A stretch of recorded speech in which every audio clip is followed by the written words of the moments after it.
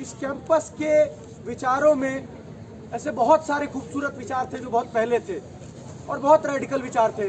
यहाँ land reforms की बात होती है और तमाम साथी अपने आप को समझते हैं कि ये यूनिवर्सिटी एक सेफ स्पेस प्रोवाइड करती है जहाँ पे खुल के बातें हो सकती हैं और लोग अपनी डिसेंट को, अपने डिसएग्रीमेंट्स को, अपने आइडिया ऑफ इंडिया को, अपने आइडिया ऑफ सिटीजन को डिफाइन करते हैं। तो ऐसी क्या बात हुई जो शरजील इमाम की बात इस कैंपस के लिए बहुत रेडिकल हो गई, एक्सट्रीमिस्ट हो गई, क्योंकि उस समय ये शब्द इस्तेमाल किया जा रहा था।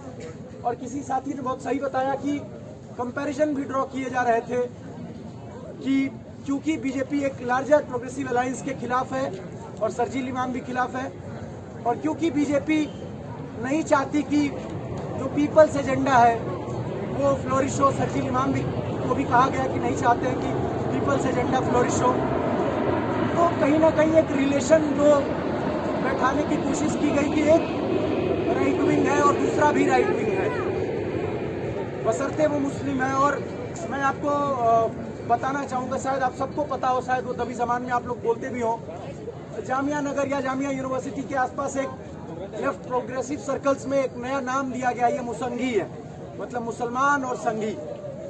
तो इस तरह के नैरेटिव्स में कहीं ना कहीं शरजील इमाम को डाला गया और उसके बाद जैसा साथी ने एक्सप्लेन किया कि बहुत आसान हो गया था बीजेपी के लिए या फिर स्टेट के लिए कि, पर ऐसा क्या है। मैं चाहता हूं कि आप सब लोग जितनी राइटिंग, जो भी जज बयान दे रहे हैं, अभी पिछले 2-3 दिनों पहले बयान आया कि जज क्या कह रहे हैं, और जज एक मुसलमान से जो अपनी बात रखना चाहता है और अपनी बात को अपनी आवाम तक, अपने लोगों तक कहना चाहता है एक पॉलिटिकल बीइंग के नाते, तो उससे जज और वकील क्या सवाल करते हैं, जिन्ना से आपका क्या रिश्ता है, जिन्ना की आइडियोलॉजी से आपने क्या क्या उठाया है। फिर कहीं जाके उनका वकील कहता है कि नहीं, he is an organic leader, he think and then he want to walk the talk, as my one of the friends said।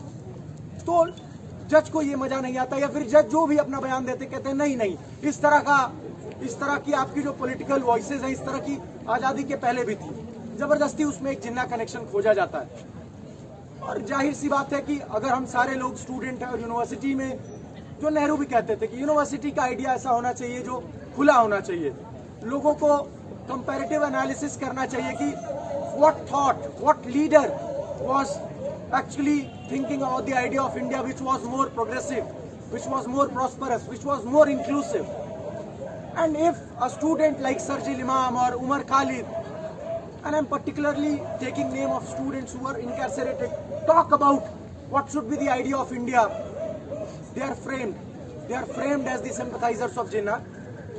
और इसी के साथ एक और बात जो मैं बार बार आपको कहता हूँ, आज फ्रेटर्निटी ने पोस्टर भी लगाया आजम खान साहब का। अभी अब्दुल्ला आजम खान साहब जेल से आए और उनको कहा गया कि जो उन्होंने मीडिया के सामने अपनी बात रखी, उन्होंने कहा कि जो एक 3rd ग्रेड का कैदी होता है और एक 2nd ग्रेड का कैदी होता है, जो पॉलिटिकल बीइंग्स होते हैं, उनको एक इम्प्यूनिटी मिलती है कि आपको लोगों से मिलने के लिए जल्दी टाइम दिया जाएगा, क्योंकि आप पॉलिटिकल रिप्रेजेंटेटिव ही हैं कॉन्स्टिट्यूएंसी के, रामपुर कॉन्स्टिट्यूएंसी के। अब्दुल्ला आजम खान साहब ने जो आकर बाहर बात कही कि 2-2 घंटे तक उनको वॉशरूम के लिए इंतजार करना पड़ रहा है, कई बार उनकी हालत इतनी खराब हो गई कि he urinated in the same cell and he was unconscious for at least half an hour most of the time, waiting for the line to go for daily whatever daily hygiene thing he wanted to do.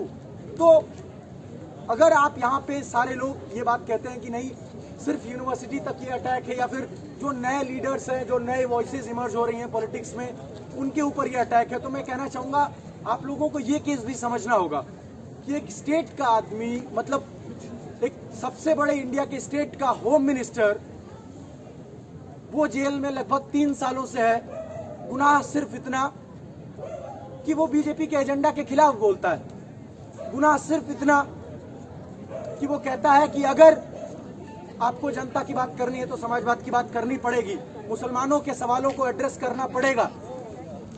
जो अलीगढ़ मुस्लिम university, मुझे आज भी याद है ABP news पे उनका interview है, उन्होंने जाते वक्त कहा था कि मैं जेल तो जा रहा हूं, लेकिन मुझे भरोसा है कि जेएनयू, जामिया, अलीगढ़ और तमाम यूनिवर्सिटीज़ में मेरी बातों को समझा जाएगा और जिस यूनिवर्सिटी की कल्पना मैंने की थी उस पर बात होगी।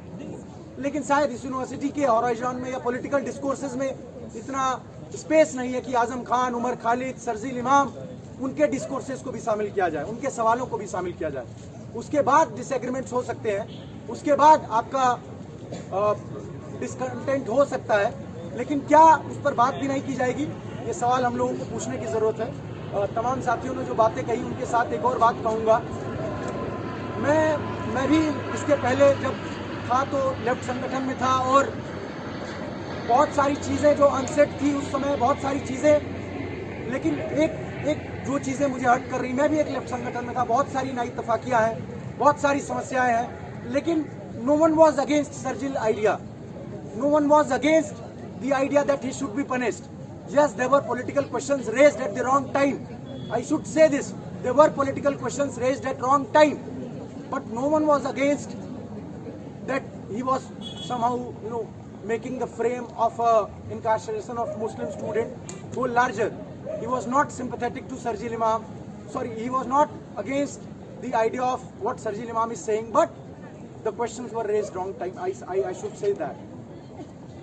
बहुत सारे साथी और भी एलिगेशन लगा रहे थे, जैसे स्नेहाशीष का एलिगेशन नहीं, वो क्वेश्चन था कि जब लार्जर अलायंसेस बात करने की बात आती है तो चंद्रशेखर को कैसे साइड रख सकते हैं।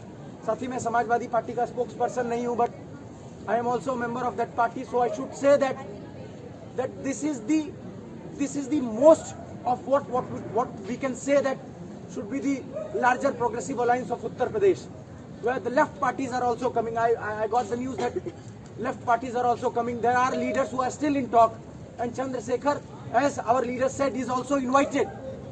But what is not invited is that the pressure you want to create, is that the pressure that you think that I can get seats from anywhere. I am again not making the statement from my political party's view. This is my individual statement, and this should be recorded like same. But the allegations which a lot of friends and comrades are putting, that why Chandrasekhar is not in the larger alliance, why there is no Muslim leader campaigning for Samajwadi Party. I think, and what I am saying is that Azam Khan Sahib his bail is under process to, he wanted to get out and campaign for Samajwadi Party. He have full faith in idea of socialism and he is still trying to work for the people.